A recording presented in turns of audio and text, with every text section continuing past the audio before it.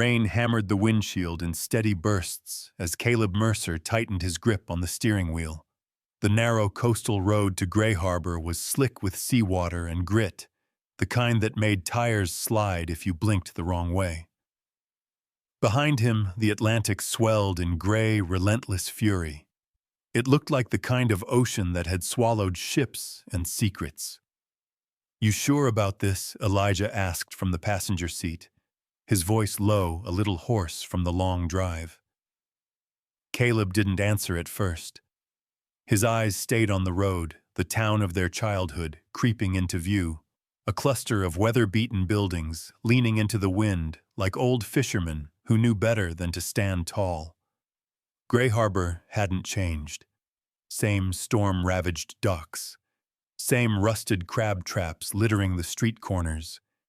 Same air that smelled like salt and something older. "I'm not sure about anything," Caleb finally said. "But we're here." They parked in front of a low-slung law office with peeling paint and a crooked sign that read, "Jonathan Watts, Esq." The door creaked open with a groan that felt more like a warning than a welcome. Inside the office was warm but smelled like mold and legal files. A thin man in a faded brown suit looked up from behind a desk cluttered with papers, folders, and a small space heater rattling near his feet. "Caleb and Elijah Mercer," he said, standing. "I'm sorry for your loss. Your uncle was a complicated man." "Tell us something we don't know," Elijah muttered. Watts didn't smile. Instead, he handed Caleb a large envelope stamped with a red wax seal, something out of another century. "Everything he left is in here. There's a deed, some personal notes, and instructions." Elijah raised an eyebrow. "Instructions," Watts nodded. He was very specific. He said verbatim, "Give this to them in person, nobody else, no copies." Caleb broke the seal. Inside were a few brittle documents and one handwritten note on yellowed parchment. He unfolded it slowly, eyes scanning the page, lips parting slightly as he read. It was a deed to Dead Man's Rock, an uninhabited island a few miles offshore, long believed to be cursed or worthless, depending on who you asked.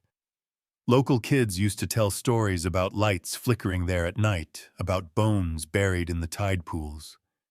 Caleb had never believed them. Until now. Elijah leaned over his shoulder. "You've got to be kidding.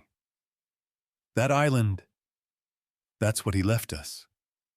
Watts cleared his throat. "Dead Man's Rock is to the town's knowledge entirely barren. No real estate value. No recorded mineral rights, no fresh water. Silas owned it for decades and never once attempted to develop it. In fact, he added he forbade anyone from setting foot on it." "Sounds like him," Caleb muttered. Elijah looked incredulous. "We drove through a storm for this chunk of rock the seagulls won't even land on." Watts hesitated. There was something else. He turned back to his desk and lifted a thin sheet of folded paper. This was wedged inside the back of the deed folder. "I'm not sure what it is. Looks like coordinates and symbols." Caleb reached for it, but Watts handed it directly to him with a look of quiet intensity. "He made me promise you'd be the one to read it first." As Caleb unfolded the page, something shifted in the room. The air felt denser, as if the storm outside had seeped in through the cracks in the walls. The paper was filled with drawings, lines, notations, angles. It looked like part map, part code.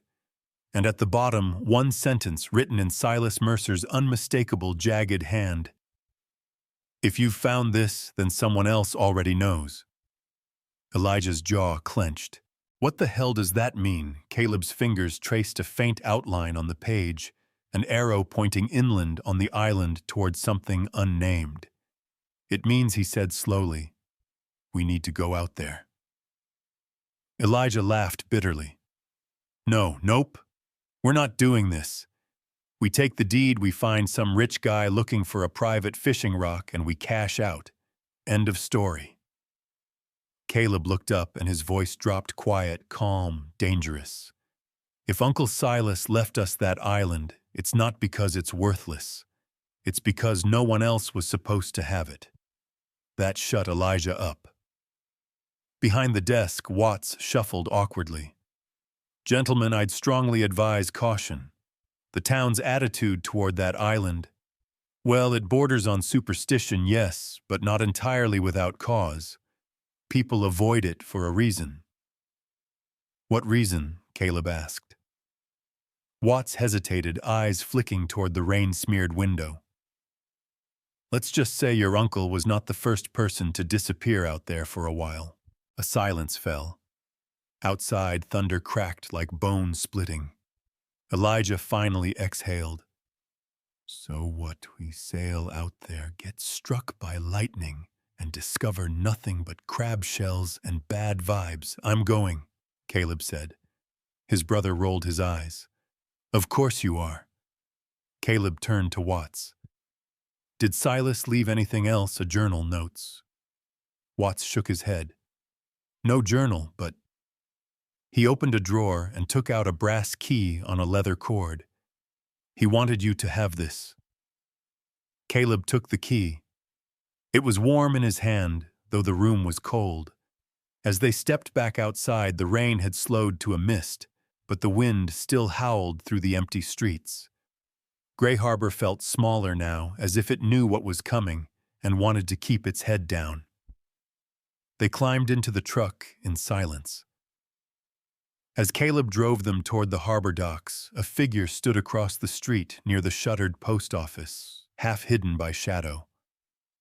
Neither brother noticed him, but he watched them until the truck was gone, the reflection of a boat key glinting in his coat pocket. The fog rolled in like a living thing curling around the docks and swallowing the horizon. Caleb Mercer cinched the last knot on the supply tarp and glanced up, heart-kicking, once in his chest. There was another boat. Not close, maybe 300 yards off, but unmistakable. Sleek black hull, no lights, just sitting there in the water, like it had all the time in the world. Elijah Caleb called his voice low but sharp.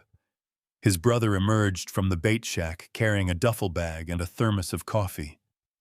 What Caleb nodded toward the harbor mouth. Elijah squinted. Is that a Coast Guard cutter? No flag. No lights. Maybe it's a lobster boat. Caleb didn't answer. His gut said otherwise. He double-checked the fuel tank and started loading their gear. What if it's just someone fishing? Elijah asked, more hopeful than convinced. Caleb shot him a look. Nobody fishes in that direction. And sure as hell not near Dead Man's Rock. They worked in silence after that tension tightening between them like a pulled wire. The mist thickened, shrouding the unknown boat completely. By the time they untied from the dock, the harbor felt deserted. As they motored out, the wind picked up a sharp, cold gust off the Atlantic. Caleb kept his hand steady on the tiller, eyes on the compass. He didn't need to see the island. He knew exactly where they were headed. The paper Silas left behind was folded and sealed inside his chest pocket like it had weight. Elijah sat in the bow, arms crossed. Still think this is a good idea, no, Caleb said. But we're doing it. The further they got from shore, the less the world seemed real. The town disappeared behind them, swallowed by fog and distance. Just ocean cold and gray surrounding them like a secret. Dead Man's Rock broke the surface like a wound, jagged stone thrust upward from the sea, all sharp cliffs and narrow ledges. No trees, no sand, just black rock slick with sea spray. As they pulled into a small natural inlet, the engine sputtered and went quiet. Caleb guided the boat by hand, the last few feet tying off to a rusted metal loop bolted into the stone. Elijah, he said quietly, look at this. Near the base of the rock was a worn trail, footsteps smoothed into the stone by years of weather and use. Old but undeniably man-made. Elijah stepped out of the boat and crouched, running his fingers along the grooves. This isn't erosion. Exactly. They climbed carefully, their boots scraping against the slick path. The fog hung like a veil over everything, muting sound, swallowing light. Halfway up, Caleb stopped. "Do you smell that?" Elijah sniffed the air. Smoke. They turned a bend in the stone and found it the remnants of a small fire. Ashes still warm. Someone had been here within the last few hours.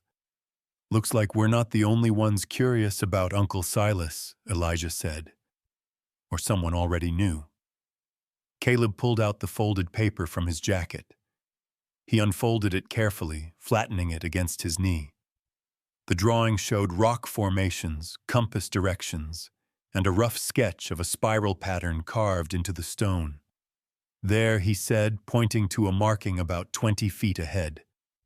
They followed the path until the fog parted just enough to reveal a flat stone platform, natural, but too symmetrical to be accidental. And at its center, spirals etched into the surface, faint but deliberate. Caleb crouched beside the carvings. "These match exactly."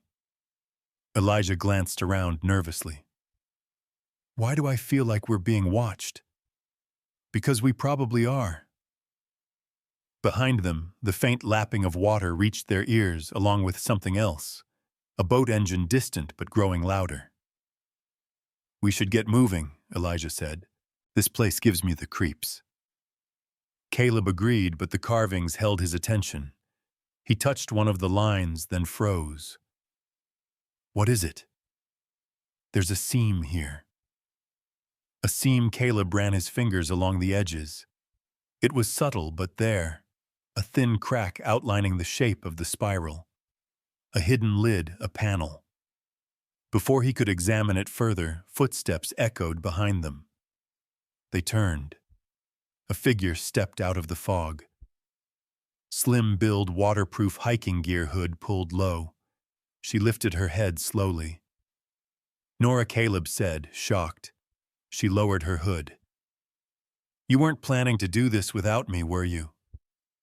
Elijah blinked. "Who the hell is this, Dora Ashby?" Caleb answered. "She used to work with Silas. I met her yesterday." Nora stepped forward, scanning the carvings. He mentioned this site.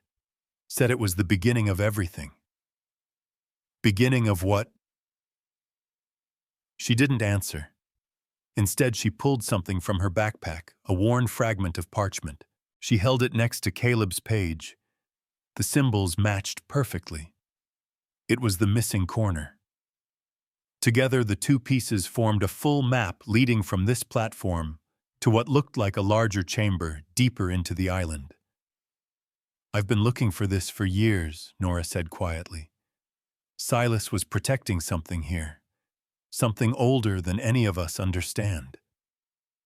Elijah looked between them. "You all keep saying that, but what exactly was he protecting?" Nora looked him dead in the eye. "There's a reason nobody sails near Dead Man's Rock, son, and it ain't just the weather." Her voice was calm. Absolute. Suddenly the air shifted. A low rumble vibrated through the ground. The stone beneath them trembled. "What the hell was that?" Elijah asked. Caleb stood. "We need to go. Whatever this is, it's not dormant anymore." They grabbed their gear and made their way back toward the boat, but Caleb paused. Down below, past the inlet, a boat was moored beside theirs. Not the same as before. This one was bigger, faster, and there were at least 3 men unloading crates onto the rocks. Elijah's face went pale. "Who are they?" Nora didn't look surprised. "I was afraid of this. You know them, I know what they're after." One of the men on shore turned their way. He lifted a hand to his brow, spotting them. Then he shouted. "Go," Caleb barked. "Back up the trail." Now. They ran not down but up deeper into the island. Behind them the strangers began the climb, their voices sharp, urgent. Nora led them off the main path through a crack in the rock wall that opened into a narrow tunnel barely wide enough to pass through single file. Inside it was damp and cold but dry. Safe. For now. Caleb pulled out the joined map and studied the markings. "There's a cavern," he said, "east side of the island. If we can reach it, we'll find what Silas was really hiding." Nora nodded. "That's where the truth begins." And in the darkness behind them, faint footsteps echoed once again. The tunnel narrowed as they moved deeper into the rock. The air grew colder, damper, thick with salt and silence. Only their breathing and the soft crunch of boots against stone filled the dark. Caleb kept the lantern low, its flickering glow barely stretching beyond a few feet. Behind him, Elijah grumbled softly, but didn't slow down. Nora followed silently, her eyes constantly scanning the walls as if reading them. After 10 minutes, the tunnel opened into a small, hollow chamber. The ceiling rose just enough for them to stand straight. Carved into the rock above the entry was a symbol, 3 interlocking circles inside a triangle. Nora stepped forward, brushing her fingers against the carving. He was here. No question. Caleb looked around. The room was empty, but the floor was smoother than the rest of the cave. It had been walked often, worn. He pulled out the map again. The ink was faded, but now he could make out more than just directions. There were symbols, annotations, even notations in Silas's handwriting. Some were in Latin. Others were in shorthand Caleb recognized from his uncle's old journals. "This way," Caleb said, turning toward a passage leading out of the chamber.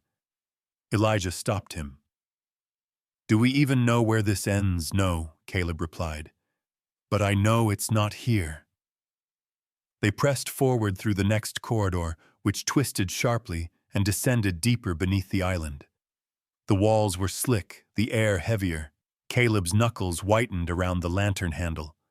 The feeling in his chest had shifted, not just adrenaline, something else, like a presence, watching, waiting. "This place isn't empty," Caleb murmured. "It's watching us." Elijah stopped. What Caleb didn't look back. "I'm serious. Doesn't it feel like we're not supposed to be here?" "Oh, that's been obvious since we stepped on the damn rock." They reached a fork. Nora stepped up beside them, comparing the split to the map. "Left," she said. "The right passage loops back to the cliffs. It's a dead end." They took the left. This tunnel felt different. The walls were carved, intentionally shaped, not just natural erosion. There were tool marks, etched lines, even rusted anchor bolts where wooden reinforcements might have once been. They reached a landing that overlooked a narrow shaft descending into pitch black. Nora peered over the edge. He mentioned this in one of his letters. Called it the throat. Said everything flowed through it. Elijah raised an eyebrow. "That's not creepy at all." They lowered a rope, secured it to a jagged outcrop, and descended carefully, one by one. At the bottom, Caleb's boots landed on smooth stone, flat, polished. He turned in a slow circle, raising the lantern.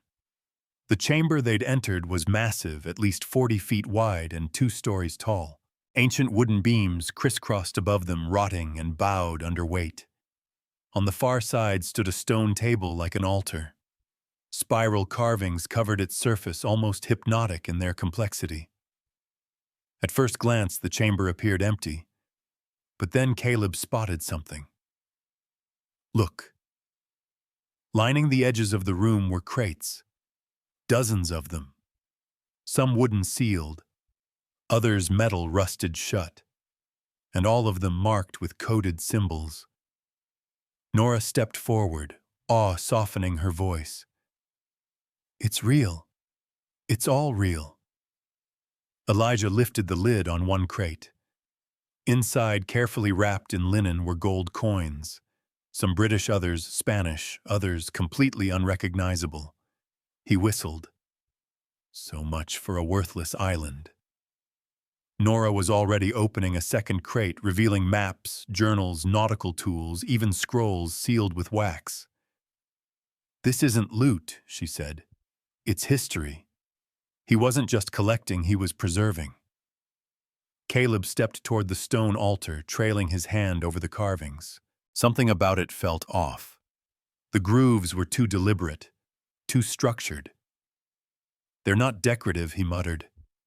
They're measurements. Nora looked up. What?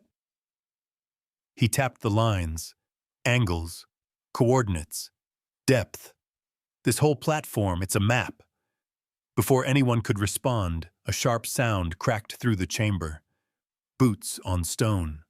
They froze. Voices followed. Low, guttural, male. Caleb doused the lantern, plunging them into darkness. They heard the footsteps approach the shaft and begin to descend. 3 figures emerged from the upper shadows, flashlights cutting across the chamber. Caleb, Elijah, and Nora ducked behind a stack of crates. One of the men, a tall figure with a clean-shaven head, moved toward the center. Damn, he muttered. Would you look at this? Another man, a squat figure with a crooked nose, whistled. We found it. A third stepped forward. His voice was smooth, confident. The Coulter brothers did the hard work. We'll finish it, Elijah whispered. They think we're the Coulters. Caleb gritted his teeth. Let them. The leader moved toward the table, studying the markings. Silas promised us access to this. We honored our end. Now that he's dead, the debt passes to his kin. The bald man gestured to the crates. We could be out of here in a few hours. Load the gold, leave the junk. No, said the leader. Not yet. The collection's value isn't just in currency. Some of these items are priceless. Historical artifacts. Buyers will pay more for context. Caleb's heart pounded. He recognized the voice now. Marcus Kane. A name he hadn't heard in years, but one his uncle had warned him about. A name tied to smuggling black market auctions and disappearances. They're going to gut this place, Caleb whispered. Nora leaned close. We can't stop them here, but we can stop them outside. Elijah nodded. So what's the plan? Caleb pointed to a narrow gap between 2 support beams. We circle behind them. Use the shadows. There's another exit on the far end of this chamber. If we can reach it. A loud bang shook the room. One of Marcus's men had kicked open a rusted metal crate. Inside were artifacts wrapped in tar-stiff linen. He pulled out a medallion, squinted at it, then dropped it with a shrug. Marcus turned sharply. Don't touch anything unless I say so. Caleb motioned to the others. They slipped away, hearts racing.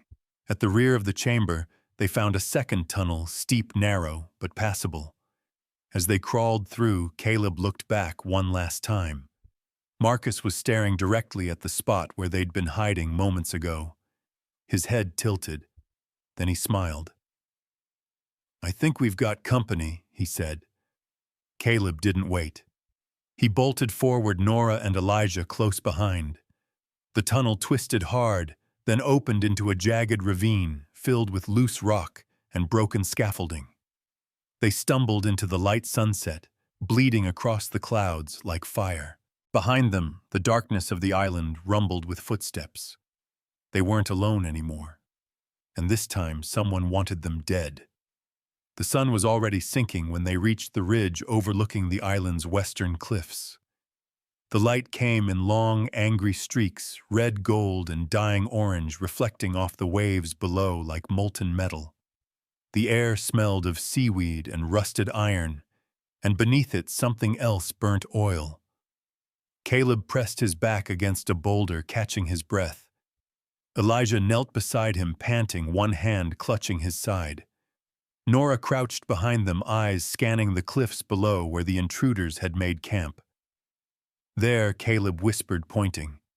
Down on the shore, 3 figures were unloading crates from their sleek black boat, the same one that had been anchored near Gray Harbor that morning. A 4th man stood apart from them, tall, deliberate in his movements, his gray hair tied back. He was talking to someone on a handheld radio. Even from this distance, Caleb could tell by the posture that he was in charge. "That's him," Nora said quietly. "Marcus Kane." Caleb nodded, jaw tightening. "You're sure?" She gave a grim half-smile. "I'm sure. He used to fund my research until Silas cut ties with him. He wanted to monetize discovery, as he put it." Elijah frowned. "Meaning what he sells, whatever he finds?" "Not exactly. He steals whatever someone else finds, then sells it to private collectors who don't ask where it came from." Caleb's gaze drifted to the crates. So he knew Silas had something here all along. Nora looked down at her hands. They had a deal. Once. Silas used Marcus's shipping routes to smuggle artifacts safely into museums. But when Marcus started selling pieces off-record, Silas pulled the plug. Elijah snorted. "And now he's here to collect what he thinks he's owed." Caleb adjusted the strap of his pack, eyes cold. "He's not taking anything." Nora gave him a sharp look. "You can't confront him head-on. He's not some fisherman with a gun. He's got men, money, and no conscience." "Then we use what we have," Caleb said. "Information. We know about the tunnels. He doesn't." From below, Marcus's voice carried faintly through the wind. "Set up the generator. We'll start moving before nightfall." They heard the rumble of machinery. Lights flickered to life along the cliffside, throwing harsh white beams across the rock.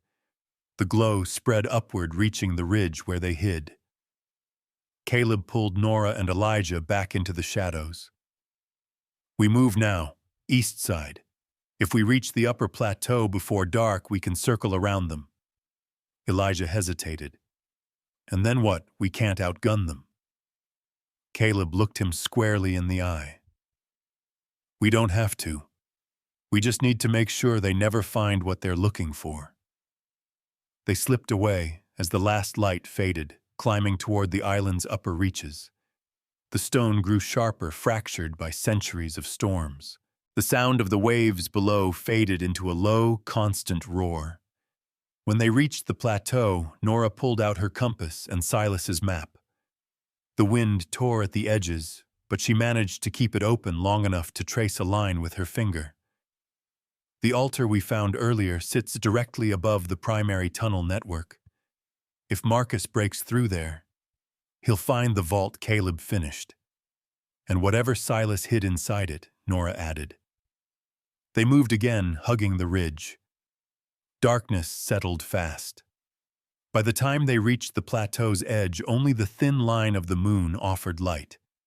From here, the island stretched like the back of a sleeping giant, jagged, uneven, ancient. Elijah broke the silence first.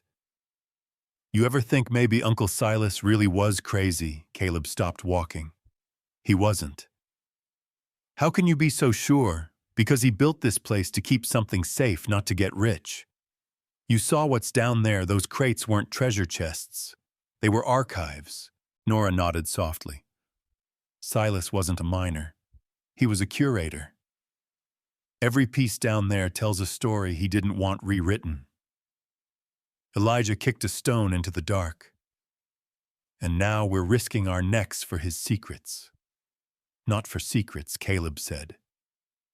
"For truth." They reached a break in the ridge, a narrow pass leading down toward the plateau's lower slope. Beyond it, a faint orange light flickered, torches or maybe lanterns. "Movement," Nora whispered. 2 of them. Marcus sent scouts. Caleb motioned for silence. They waited until the men passed below, then descended carefully, moving from rock to rock until the light of Marcus's camp faded behind them. Halfway down, they came upon something unexpected, a series of wooden beams driven into the cliff senu forming a crude stairway that led straight into the rock. Nora crouched beside one of the supports. This wasn't built recently. It's decades old, maybe longer. Caleb stepped closer. Silas's work, maybe not. Could be older. Could be whoever was here before him. The thought hung between them. They started down the wooden steps, each creak echoing into the hollow beneath.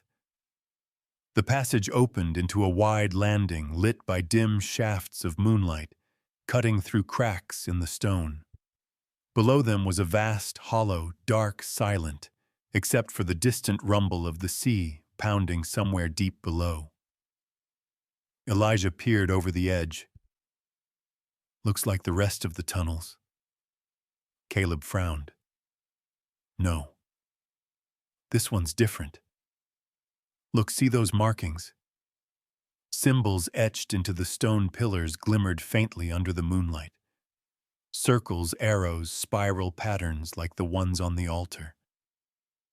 Silas mapped this, Nora said softly. This was his entrance.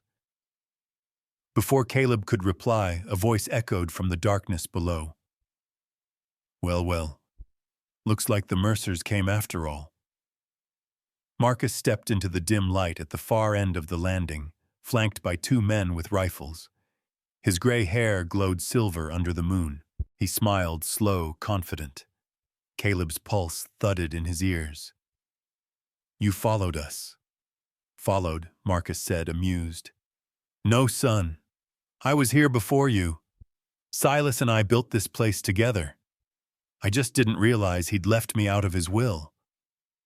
Nora stepped forward. You're lying. Silas never trusted you. Marcus's eyes flicked to her. Ah, Miss Ashby. Still chasing ghosts, I see. He turned back to Caleb. Your uncle made promises about what's buried here. And now that he's gone, that debt falls to you. Elijah's hands balled into fists.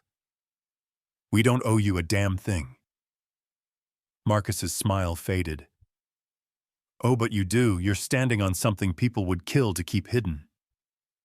The words hung heavy in the cold air. Then came the sound, low and thunderous.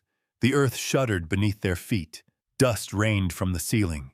Marcus turned sharply. What the tunnels? Nora shouted. They're collapsing. One of Marcus's men fired upward as rocks splintered around them. Caleb grabbed Elijah and Nora, pulling them toward the upper steps.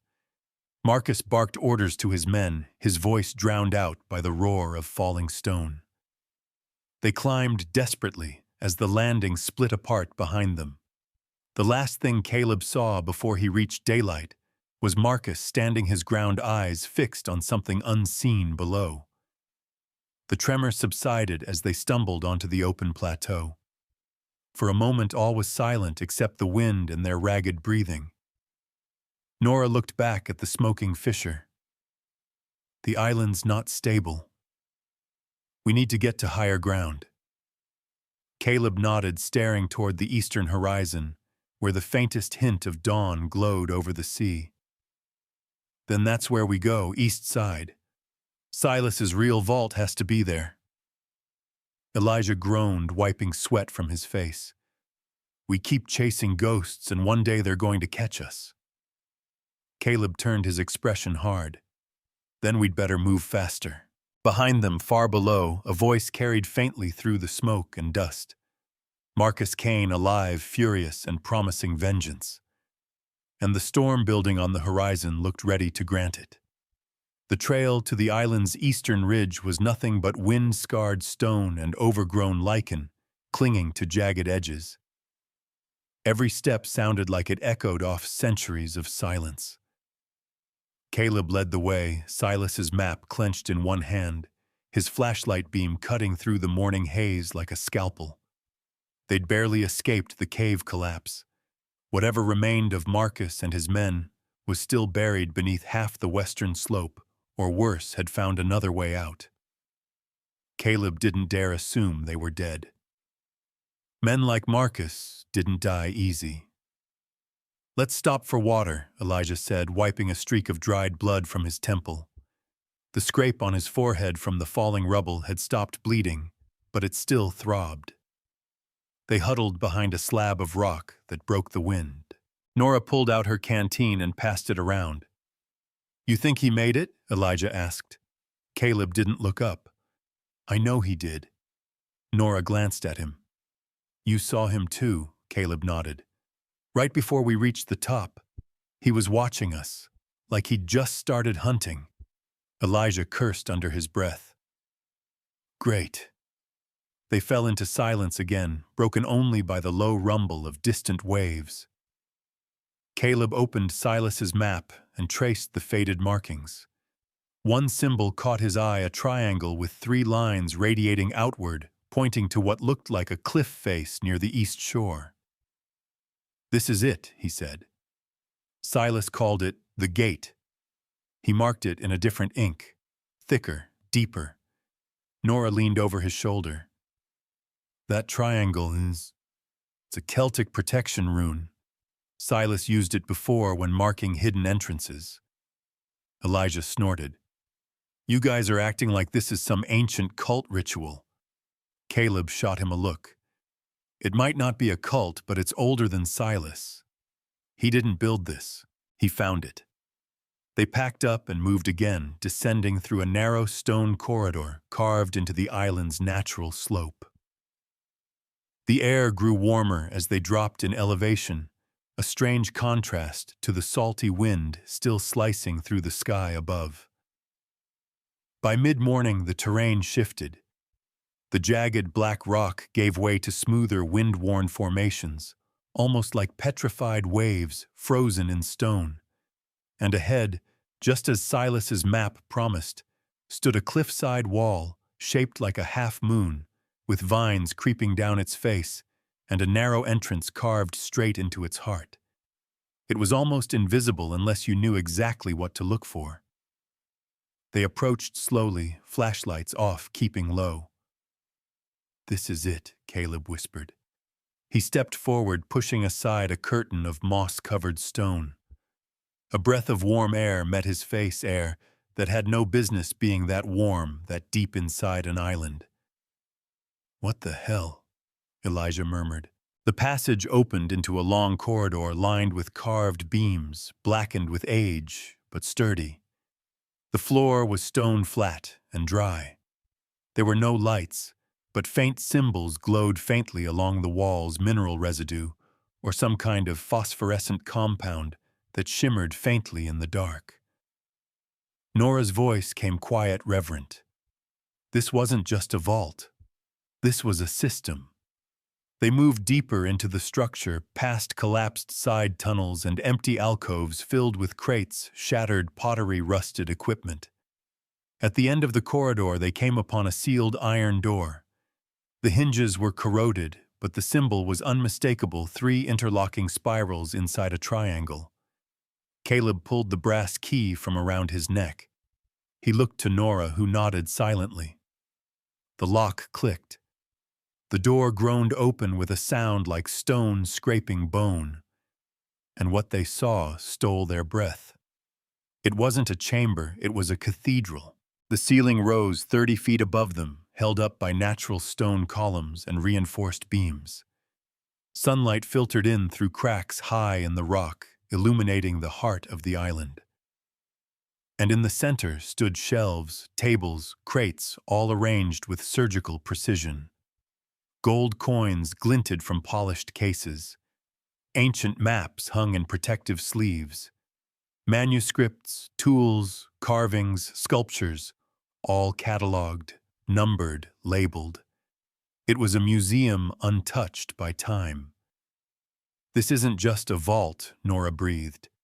"It's a library, a monument."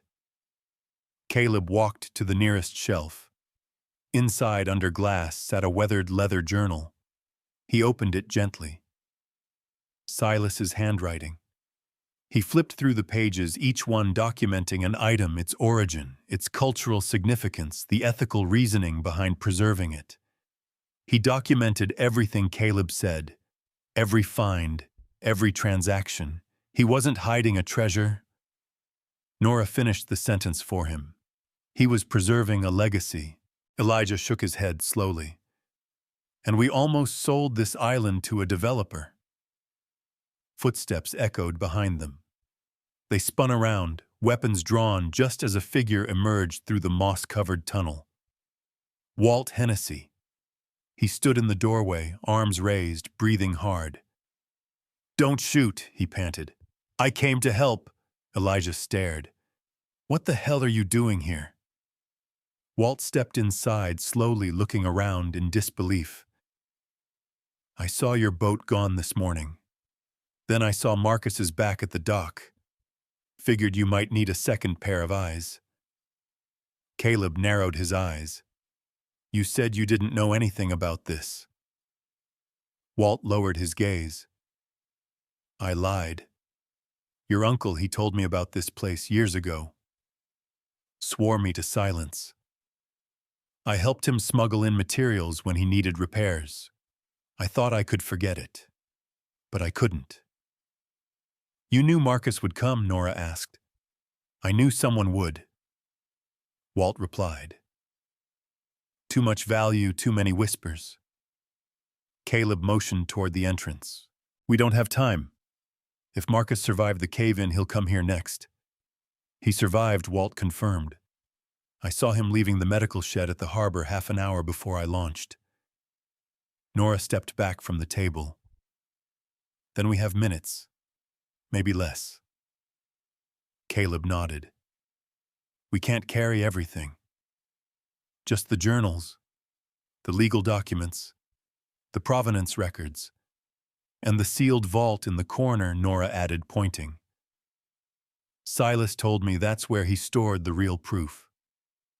Elijah and Walt moved to the back wall where a stone box stood marked with a symbol neither of them recognized.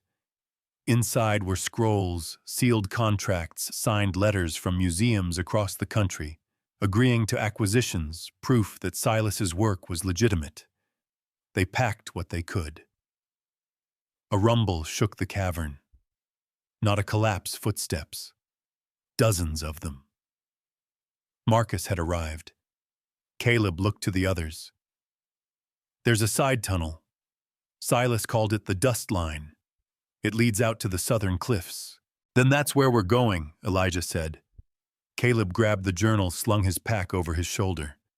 As they disappeared down the tunnel, the last words Silas had written echoed in Caleb's mind. "Protect the truth, at any cost." And behind them, Marcus's voice rang out in the vault's cathedral. "Well, boys, looks like you found it all. Shame it won't be yours for long." They didn't look back. But the race had officially begun. The passage narrowed, forcing them into a crouch. The air turned sharp and metallic as they pushed through the dust line, an escape tunnel carved into the island's spine.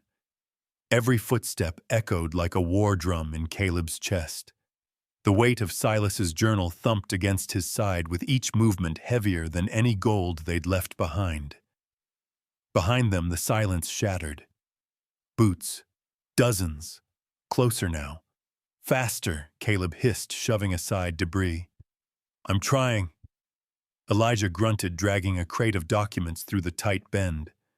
Walt brought up the rear shotgun, clutched in both hands, eyes flicking backward at every sound. "Don't stop unless you want a bullet in your back."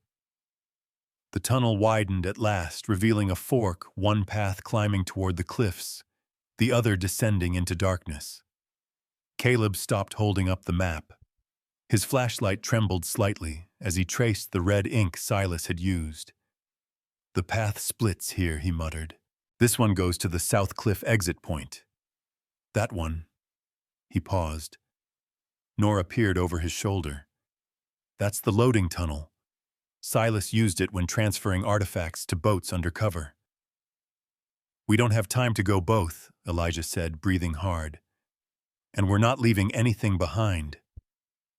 We're not, Caleb said. We split up. No way, Elijah snapped. We don't have a choice. They're too close. Caleb looked between them. Walt and I will go down to the loading tunnel. Elijah, you and Nora take the south path. Get to the cliff.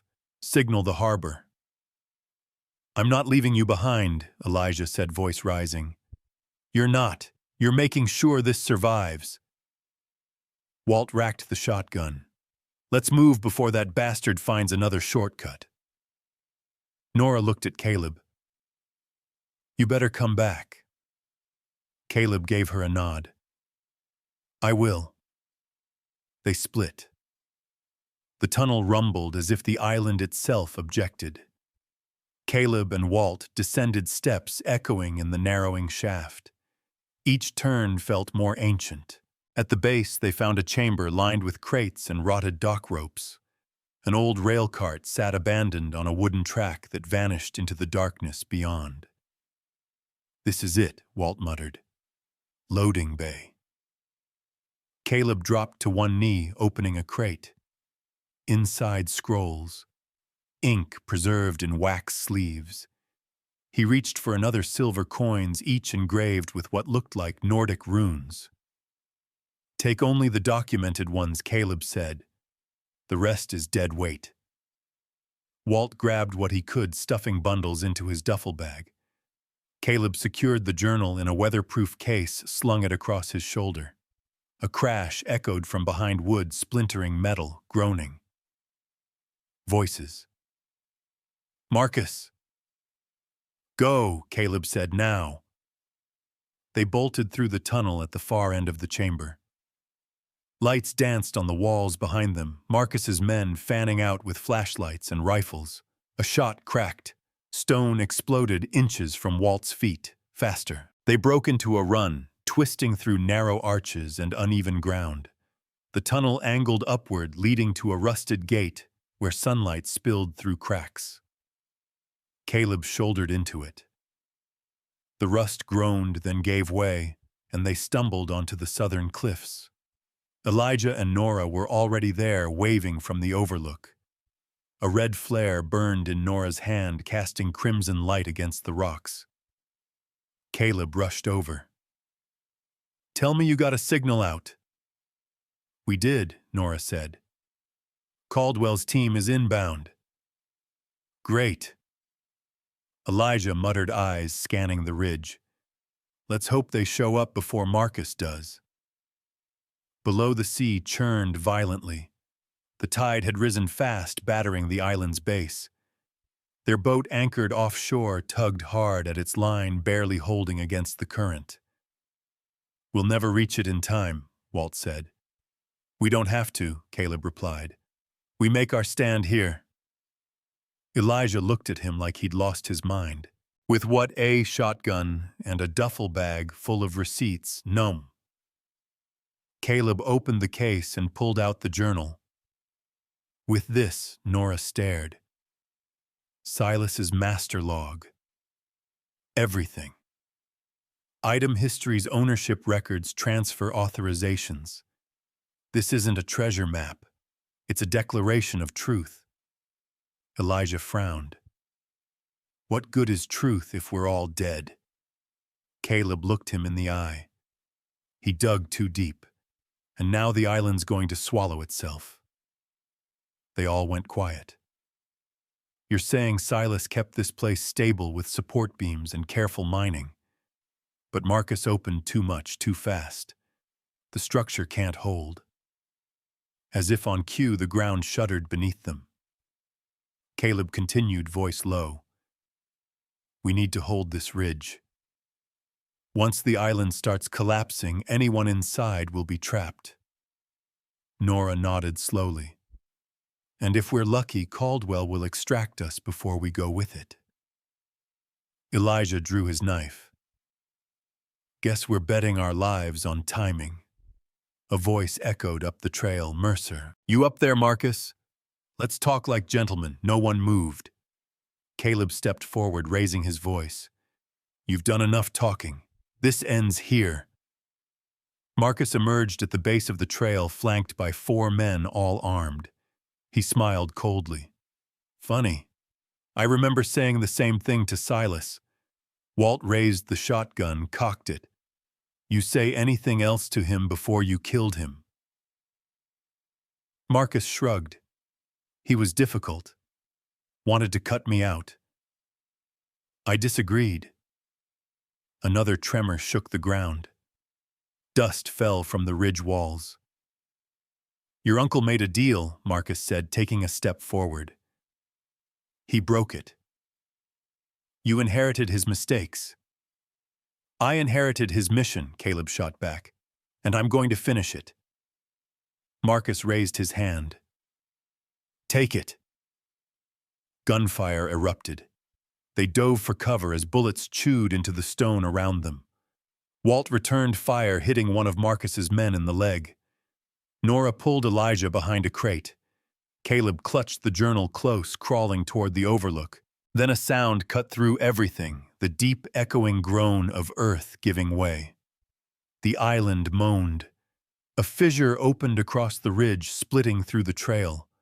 Marcus stumbled back, yelling at his men, and then the ground beneath them cracked. The ridge began to sink. Elijah Caleb shouted, I got her. Elijah pulled Nora away from the edge as the rocks fell into the sea below. Caleb turned just in time to see Marcus drop the last crate he'd been trying to salvage and run. Retreat, Marcus screamed. Get off the island! But there was no path left. The trail behind them crumbled into rubble.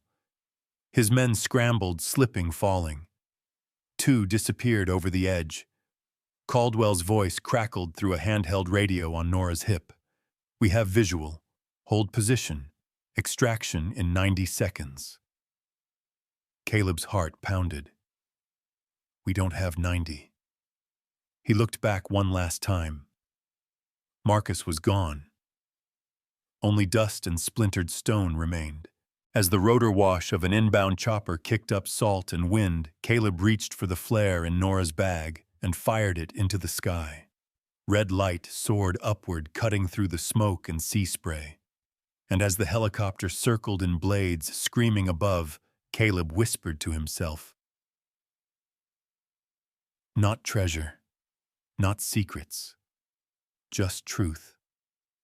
They climbed into the rescue basket one by one, and below them the island groaned a final time, then began to collapse into the sea. The rotors faded into the distance, swallowed by gray clouds and the roar of a collapsing island. Caleb sat on the edge of the helipad, soaked in sea spray and sweat. Silas's journal clutched tightly in his hands. His chest still heaved like it hadn't caught up with survival yet. The sky above them churned with low thunder, as if the storm had unfinished business with them. Below, the sea writhed in agony. Holloway Island, what remained of it, had crumbled into the waves. Only jagged rocks pierced the surface, the last tombstones of a place that had once held secrets older than America itself. Caleb couldn't stop shaking. Nora wrapped a blanket around his shoulders and sat beside him.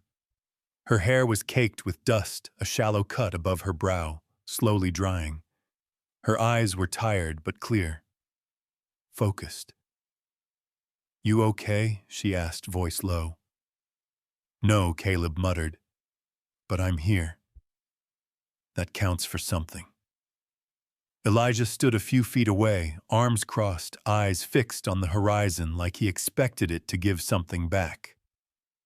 Walt was inside the ranger station getting stitched up by a paramedic. His leg had taken a shard of rock during their escape, but he hadn't said a word until they were airborne. Everything felt too still now, like the calm after the bomb. Caleb opened Silas's journal. He flipped to the back to the part written in a hand more hesitant than the rest. Silas had shifted tone, no longer curator, but confessor. I built something I couldn't bury, one line read, and now I fear it will bury others in my place. Caleb exhaled. They'll come for it. Even if it's under 50 feet of seawater, they'll come. They always do, Nora replied. Elijah turned toward them. So what now? We go to the press. Hand over what we've got. To the government, Caleb didn't respond right away.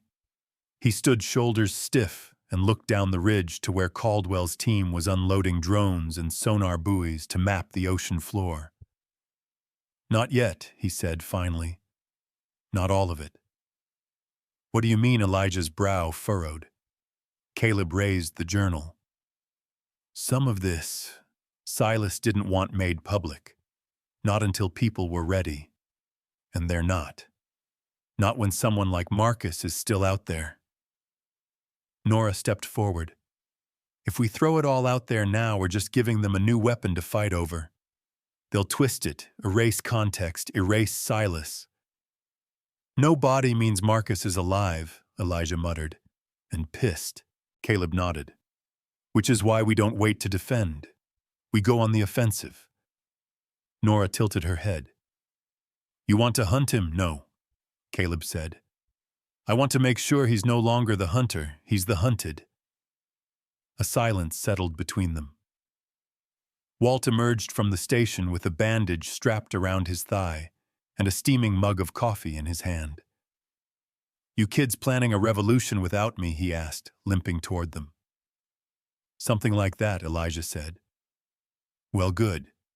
Because the harbor's already a mess. Half the town saw the flare. The other half saw the island drop. News vans will be here by nightfall. Caleb's pulse quickened. We need to move before this becomes a circus. I made a few calls, Nora said, pulling out her phone.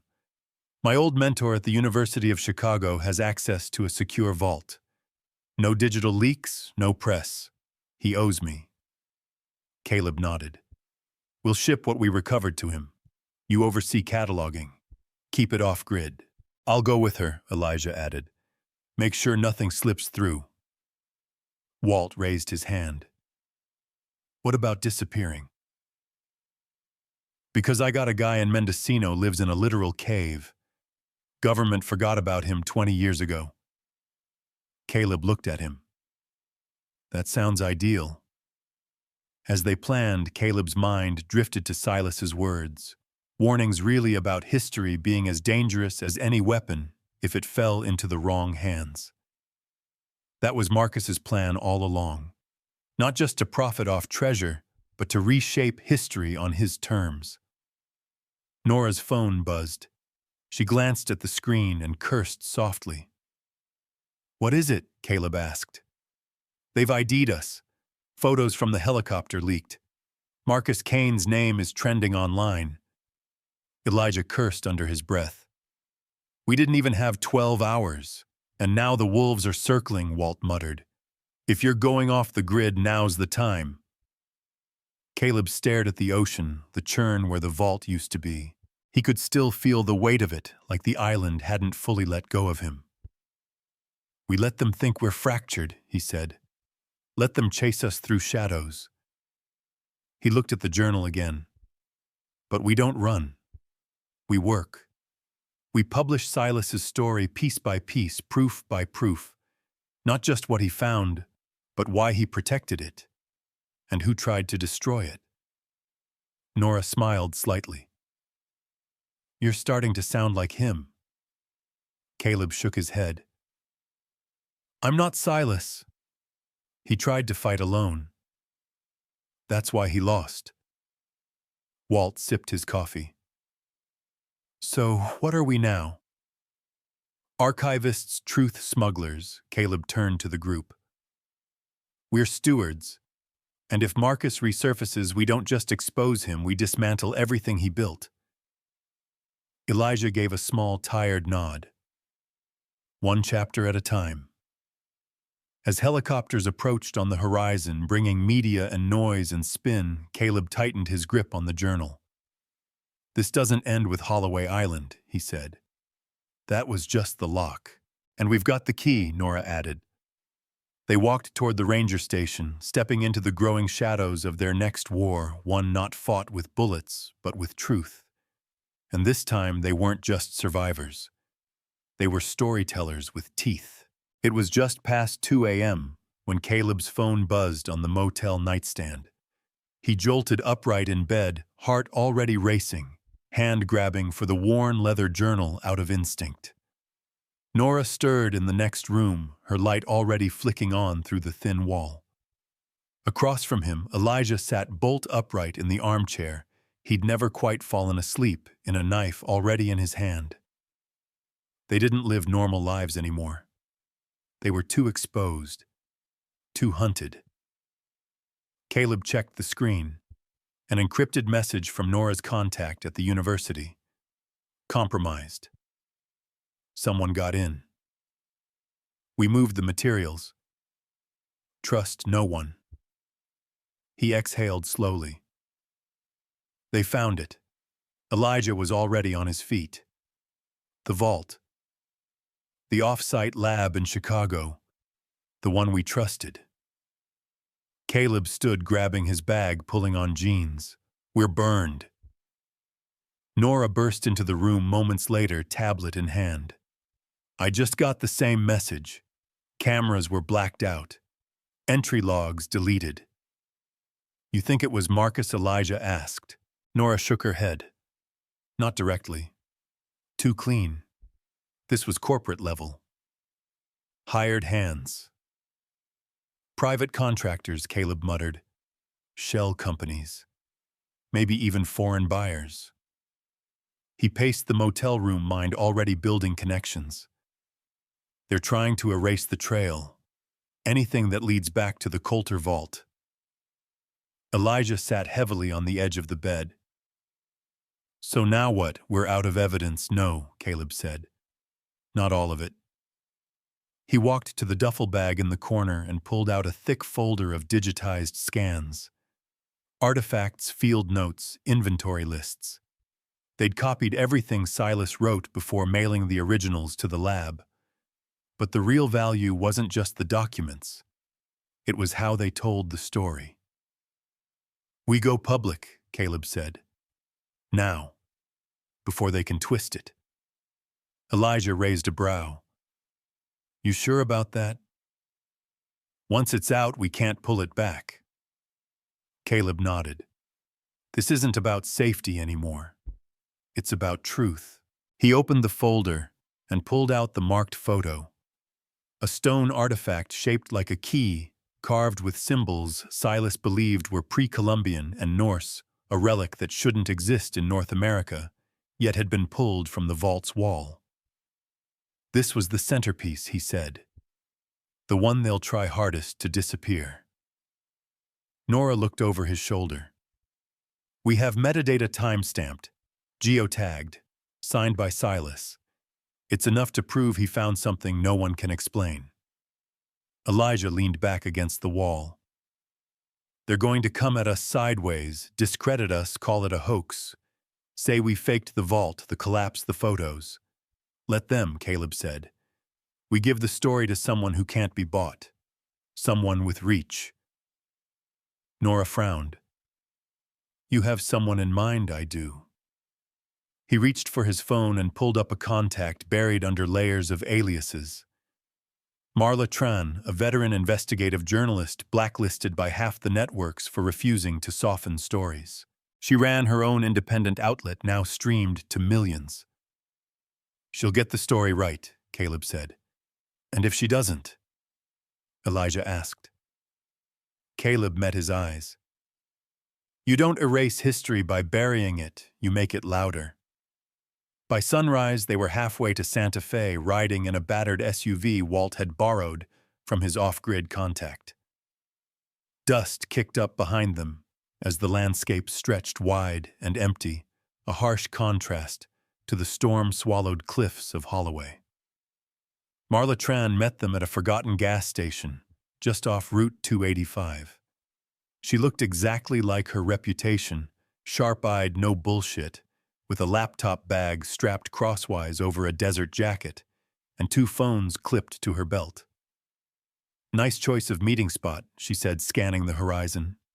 Some kind of desert spy movie. Caleb gave her a tired smile. Just cautious. She glanced at the bag in his hand. That the story? He handed it over. It's more than a story. It's a reckoning. They sat in the back of her van while she flipped through the documents. Her expression changed slowly from skeptical to curious to stunned. You're telling me this vault, this whole operation was hidden for decades, and someone tried to wipe it? Not tried, Nora said. Still trying. Elijah nodded. We have reason to believe Marcus Kane is alive, resourced, and rebuilding. Marla looked at them all in silence for a moment. Okay, she said. I'm in. But I'm not running this raw.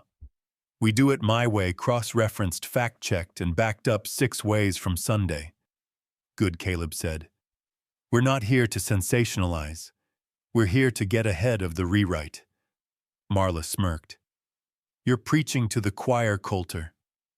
They spent the next 2 days at a safe house in the hills. Marla and her team digitized, annotated, and verified the first batch of materials. Every entry had a cross-check. Every artifact photo had a GPS match. They didn't just tell the story, they fortified it. On the 3rd night, the first episode dropped, The Vault Beneath Holloway. It exploded online. Within 6 hours, it trended globally. Within 12, politicians were demanding investigations. And by the 24th hour, Caleb's name was back in the headlines, this time next to Silas Coulter's. But victory came with shadows. A burner phone Marla gave Caleb buzzed just after midnight. He answered. The voice on the other end was clipped, rushed, familiar. Your uncle was right, the voice said. Marcus never worked alone. Then the line went dead. Caleb stood frozen, staring at the phone. Elijah looked up from across the room. What is it? Caleb's voice was barely above a whisper. There's another player. Maybe more. Did the voice say, who know? But it was someone who knew Silas. He turned toward the window, watching headlights crawl down the dirt road toward their safe house. Nora stepped beside him. We're not done, are we? Caleb shook his head, not even close. He looked back at the table where Silas's journal still lay open beside the photo of the carved stone key. There's another lock out there, he said, and I think Marcus already has the map. The dirt road to the safe house was supposed to be untraceable. That's what Walt had sworn over a growl and a sip of cheap bourbon. No one finds that place unless they've got bloodhound DNA or they built it themselves. But now a pair of headlights carved through the desert, dark, winding toward them with deliberate slowness. Caleb stood frozen at the window, muscles locked. Nora flicked off the lights. Elijah stepped quietly to the corner where they kept the emergency gear knives. Flares encrypted drives. Walt reached for his revolver. Maybe it's one of Marla's people. Too careful, Caleb said. Whoever they are, they're not lost. The vehicle rolled to a stop outside, engine still running. Then a door creaked open. A single figure stepped out, short, older, unarmed from what they could tell. She walked to the porch and waited back, straight arms at her sit-us. Caleb narrowed his eyes. I know her. Nora moved to his side. Who is she? Her name's Lydia Estrada. She was Silas's archivist. Disappeared 5 years ago after some kind of falling out. The name hit Elijah like a slap. I thought she was dead. She was supposed to be. They opened the door cautiously. Lydia raised her hands. No weapons. Just warnings. Her voice was dry but commanding, like a schoolteacher with a loaded gun in her handbag. Talk, Caleb said, blocking the doorway. Lydia handed him a flash drive. This belonged to your uncle. He told me to give it to you if things ever reached this point. You mean full collapse, sabotage, global attention? Caleb asked dry. I mean when the people who buried history came to bury you too, Lydia replied. Silas knew Marcus would rise again, and he knew you'd be the only one to finish what he started. Caleb pocketed the drive and stepped back. Come in. Inside, Lydia wasted no time. She pulled out a folded map from her coat, flattened it on the table, and pointed to a spot near the Canadian border deep in the Selkirk Mountains. There's another vault. Elijah exhaled hard. You're kidding. No, this one was older. Not as big, but it held the first pieces Silas ever recovered. Before Holloway. Before the name Coulter meant anything. Caleb stared at the map. And Marcus. He has the coordinates, Lydia said. He got them 6 months ago from a trader in Silas's inner circle. I don't know who, but he's moving fast. Caleb clenched his jaw. We need to beat him there. Lydia looked at him evenly. This vault isn't like the one on Holloway. It's not sealed with concrete. It's locked by knowledge. Knowledge of what Nora asked. Lydia's expression turned grim. Mythology. She reached into her satchel and pulled out a weathered book, handwritten full of symbols, translations, footnotes in Silas's meticulous handwriting. Your uncle always believed legends weren't just stories. He thought they were encoded directions, warnings left behind by civilizations that knew their time was running out. Caleb flipped through the pages, Norse sagas, Inuit folklore, even fragments of Algonquian songs. Elijah frowned. You're saying this is what, a guidebook? Lydia nodded. A cipher. If you want to unlock the Selkirk vault, you'll need to decode the myths. Caleb felt a strange, cold thrill in his chest. This was no longer just archaeology. It was legacy. It was war. He looked at Lydia. Why now? Why come to us? She didn't hesitate. Because Marcus has already dispatched a team. Mercs. Hired through 3 fronts. They'll kill to take it first. And if they do, Nora asked, they'll rewrite history in blood. Lydia reached for her tea, sipped once, then set it down with finality. Every myth is a map if you know how to read it. The room fell into silence. Caleb's thoughts spun. He remembered Silas reading him stories as a boy, epics of gods and monsters and lost cities. Back then they were bedtime tales. Now they were breadcrumbs leading to buried truths. He looked at his team. We leave at first light. They loaded the SUV with rations, climbing gear, and every scrap of research they could carry. Walt would stay behind watching the feeds, tracking movements. Nora programmed the GPS but avoided cell signals. Elijah prepped the weapons cache. Lydia rode up front, flipping through Silas's ciphered journal and murmuring translations under her breath. By the time they reached Spokane, the news had already shifted. The Holloway incident was being reframed as an environmental accident. The vault dismissed as a hoax. The Coulter name was once again under siege. Caleb clenched the steering wheel tighter. We beat them to Selkirk, he said, and we proved them wrong. And if Marcus is already there? Elijah asked. Caleb glanced at the rearview mirror, eyes hard. Then we end it. They camped that night near the base of the mountains. The wind howled like a warning through the trees. Snow clung to the pines, half melted but threatening a storm.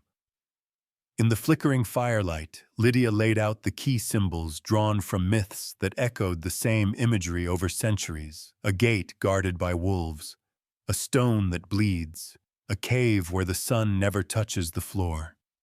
each one tied to landmarks only visible from a specific vantage point. Caleb studied the alignment's cross-referenced coordinates and adjusted the path.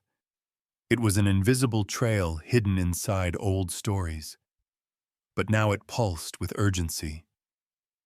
This vault, Lydia whispered, was the first time Silas realized the world wasn't ready for what he found.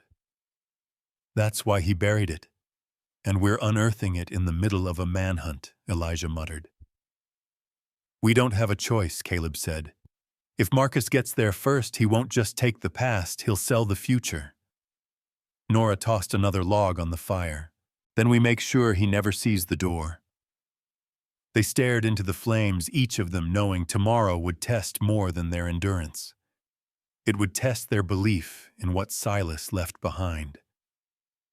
In the distance, an owl cried. Wind shifted. A sound in the woods, too, measured to be a deer. They were no longer alone. Snow crunched under Caleb's boots as they made their final ascent toward the Selkirk Ridge. The morning air sliced through their jackets, sharp and punishing even under the sun. Pines towered in eerie silence around them, their frost-tipped branches unmoving like an audience holding its breath. Caleb stopped and raised a hand. The others followed suit, catching their breath. Nora adjusted the pack on her shoulders and surveyed the slope behind them with a quiet, focused intensity. Elijah crouched at the edge of the bluff, scanning the basin through binoculars. I see tracks, he said. 3 pairs, no more than 12 hours old, moving northeast. That's them, Caleb said. Or they're scouts, Nora muttered, which means Marcus is either close or watching us. Caleb turned back toward the path ahead. Jagged stone jutted from the ground like shattered ribs. In the center, hidden beneath a shallow outcropping, was a worn carving, a spiral wrapped in wolf heads. Lydia knelt beside it, brushing away snow. It's real, she whispered, just like Silas said. The gate of echoes. She traced the spiral with her glove. Only opens if you speak its name. Caleb raised a brow. You're saying this vault has voice recognition? Not exactly, she said. It responds to resonance. Tones. Silas believed the vault's lock was designed around frequency vocal vibrations tied to specific words passed through legend. Nora scoffed. Ancient voice print security. Great. Caleb crouched beside Lydia. And what's the word? She pulled a small page from Silas's ciphered journal. On it was a single word, Hrafna Old Norse for raven. Caleb took a breath, steadied himself, and spoke it aloud. The moment the word left his mouth, the carving vibrated. The spiral shimmered light, humming faintly from beneath the stone. Then, with a low grinding groan, the rock split, revealing a narrow staircase descending into darkness. They stared in silence. No one moved. Then Caleb spoke, voice quiet but sure. You don't climb into the dark unless you're willing to bring back what it shows you. He pulled out a headlamp, flicked it on, and started down the stairs. Nora followed. Then Elijah. Lydia brought up the rear, her hand lingering for a second on the carved spiral before she disappeared into the dark. The air inside was thick, cold, and unnaturally still. Their lights danced off damp stone and dust-laced cobwebs. The stairs wound deeper than any of them had expected, twisting, as if descending through time itself. At last they reached a chamber roughly hewn, but clearly not natural. Symbols lined the walls, painted in faded ochre, some scratched by claw or stone. In the center stood a pedestal. On it lay an object covered in cloth. Caleb stepped forward and peeled it back. A journal, older than Silas's, bound in cracked leather pages, yellowed and fragile. Written in multiple languages, some he recognized, many he didn't. Lydia gasped. It's the first archive. His original notes from the 1970s, the expedition to Greenland, the first myth-decoded relics. Caleb flipped through pages filled with drawings of artifacts, notations of oral traditions from indigenous elders, and carefully traced maps that overlapped with European myth. This is the foundation, he said. What Silas built everything else on. Elijah ran his fingers across the stone floor. This chamber is the missing link, the bridge between what he found and what he feared. Nora looked up at the ceiling where symbols converged into a strange, jagged star. It's not just a vault, it's a warning. Before they could explore further, a sound echoed from above the sharp crack of stone against metal. Then voices, boots. Move, Caleb hissed. They ducked behind columns just as a beam of flashlight sliced into the chamber. 3 men entered, armed, armored, and alert. One of them carried a satellite radio. They scanned the room. We're in. Repeat, we've breached the lower chamber. No sign of Coulter's team yet. Caleb tensed. Nora leaned close. If they find the archive, we'll lose everything, he whispered.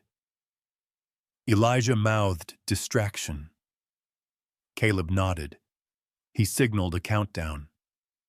3, 2. Elijah stood and threw a rock toward the back tunnel. It clattered loud, drawing the guards' attention. Go! Caleb barked. They dashed across the chamber. Caleb grabbed the journal, Lydia scooped up a crate of scrolls, and Nora snatched a carved seal stone from a sod altar. Gunfire erupted. Stone shattered near Caleb's feet. He ducked behind a column, then bolted toward the stairs with the others in tow. One of the guards gave chase, shouting into the radio. As they emerged into daylight snow, now falling in thick, quiet sheets, Elijah threw a flare down the shaft. It hit the archive room floor and ignited, sending smoke billowing. They ran for the tree line. Caleb's lungs burned. His hands clutched the journal like it was alive. When they reached the ridge, Lydia stumbled to a halt. There's a cave, she gasped. North Slope. Silas used it as a staging site years ago. They veered off the trail and found the entrance hidden behind a thicket of snow-draped pines. Inside it was dry, warmer, with remnants of old gear, rusted lanterns, half-empty tins of ration bars, a broken compass. They collapsed inside, breath-ragged. Caleb opened the journal again. This time he recognized the final entries. Silas had written them just before he sealed the chamber. He knew someone would find it, Caleb murmured. He wanted us to. Nora knelt beside him. What does it say? He read aloud, there are truths buried too deep for one man to carry. If you've come this far, you carry them now. But beware, the world does not reward knowledge. It punishes those who try to share it. Caleb closed the journal. We have to get this to Marla, and we can't wait. Elijah nodded. We'll have a small window before they trace us. Lydia looked toward the cave's entrance, and Caleb stared out at the falling snow. He's not after treasure anymore, he said. He's after control. If he gets the rest of what Silas found, he'll write history however he wants. Nora's eyes sharpened. Then we better write it first. Caleb looked down at the ancient journal resting on his lap.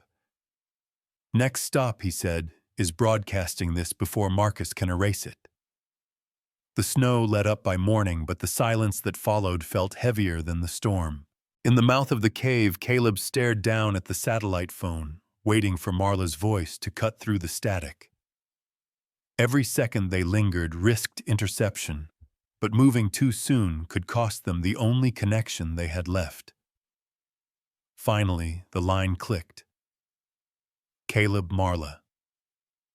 We have it. The original archive.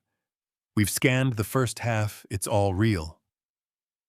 Silas documented everything. The Selkirk Vault, the Greenland Dig, even a symbol that links the two locations through an ancient solar calendar. Marla's voice was taut. Then we need to get it to the servers now. I've got my team standing by. We're heading down the range in 2 hours. We'll send the first upload from a town with fiber, probably Sandpoint. Move fast, she said. You're not the only one who's been busy. What do you mean? There was a pause, then Marcus made contact. Caleb froze. He reached out to a journalist in Geneva, posing as a whistleblower, with documents proving the Holloway Vault was faked. Government psyop, controlled narrative.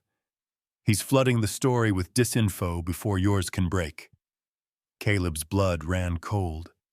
He's weaponizing confusion. Exactly. If we don't act now, the archive becomes another internet myth. I won't let that happen.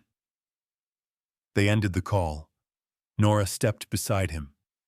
He's trying to bury it all again.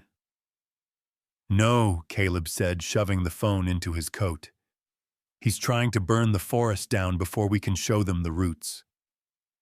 They packed in silence, the gravity of it all pressing hard against their ribs. Elijah distributed burner phones and backup drives. Lydia wrapped the original archive in waterproof lining and slid it into a reinforced courier case.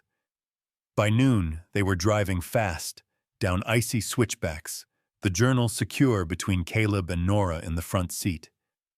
Every turn of the road felt like a countdown. Every passing truck might be surveillance. They reached Sandpoint just after dark.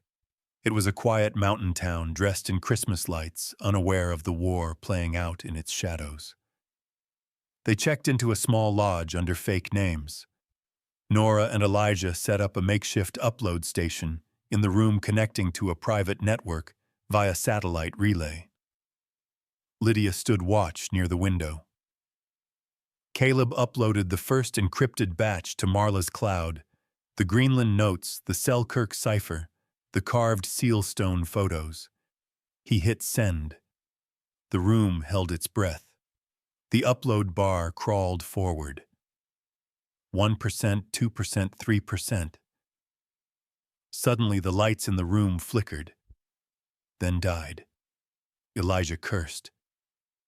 Power's been cut. Caleb grabbed his laptop.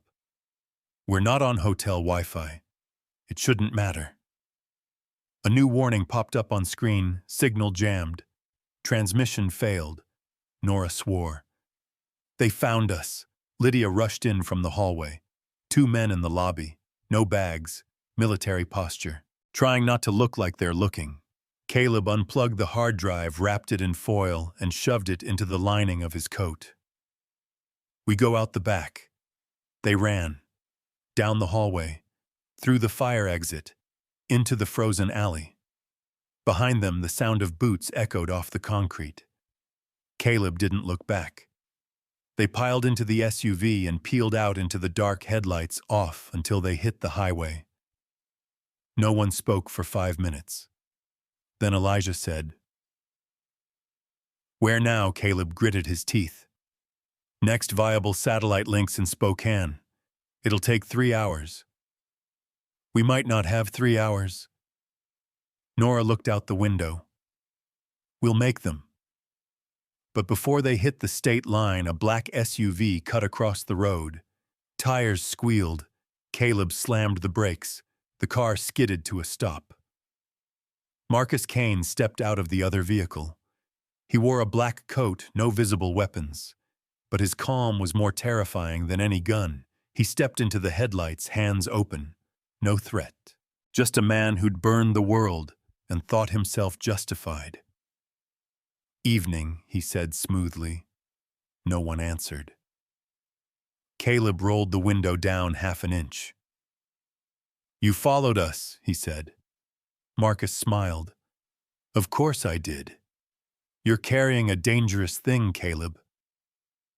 Caleb tightened his grip on the wheel. The truth, Marcus's smile widened. worse. The belief that anyone wants it. He took a slow step closer.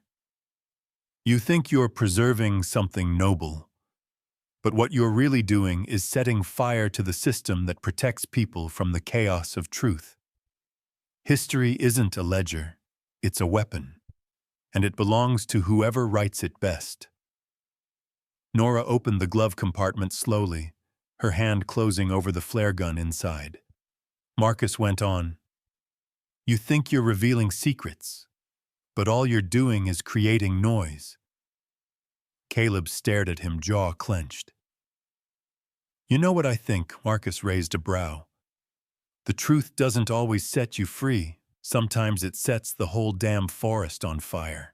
And with that, Caleb hit the gas. The SUV surged forward. Marcus didn't flinch.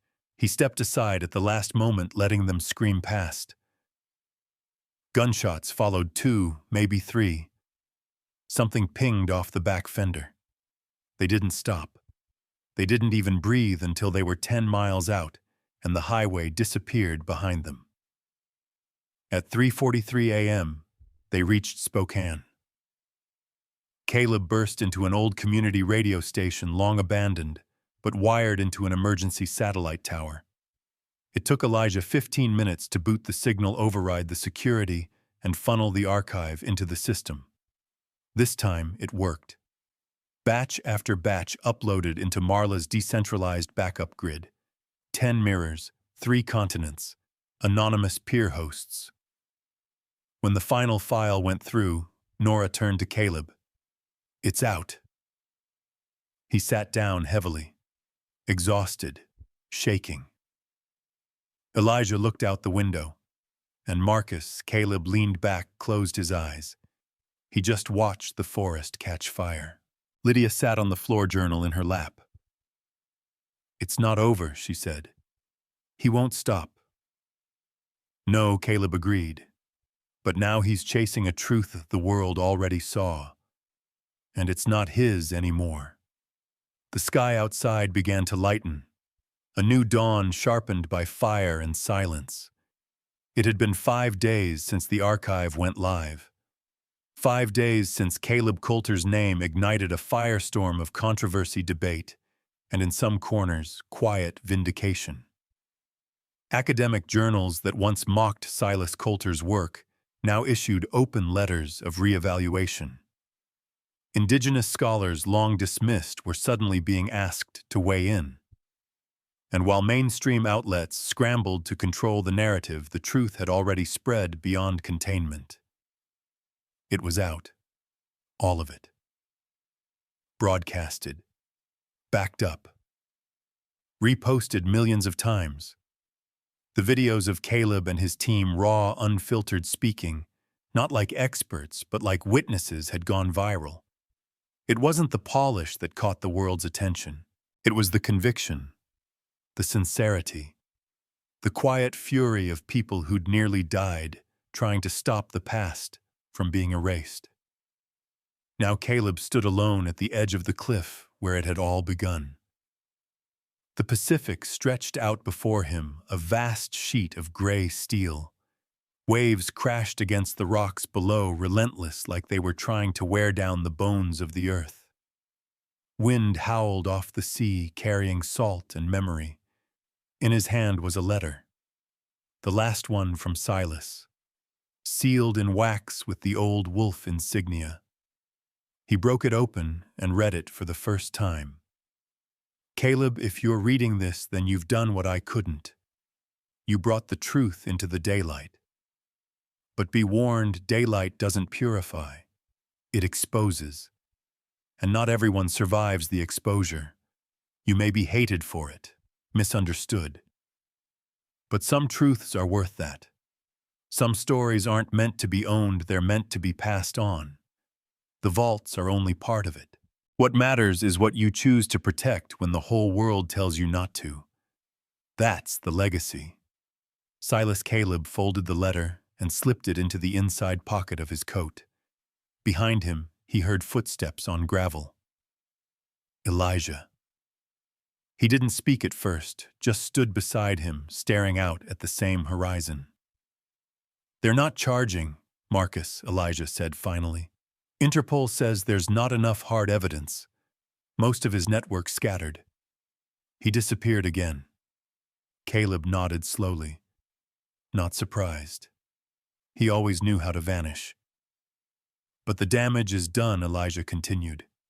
Half the world saw what he tried to bury, and the other half, they're asking the right questions now. That's enough, Caleb said. For now. They walked back toward the Jeep. At the hood, Nora sat with a tablet in her lap, scanning new headlines. More fallout, Caleb asked. Some, she replied. Pushback, of course. They're saying we doctored the footage, fabricated the artifacts, staged the vault. Caleb smirked. Let them. That's the desperation talking. But the university's finally stepping up, Nora added. They're reopening the Coulter collection. Lydia's been asked to co-curate the exhibit. Caleb raised an eyebrow.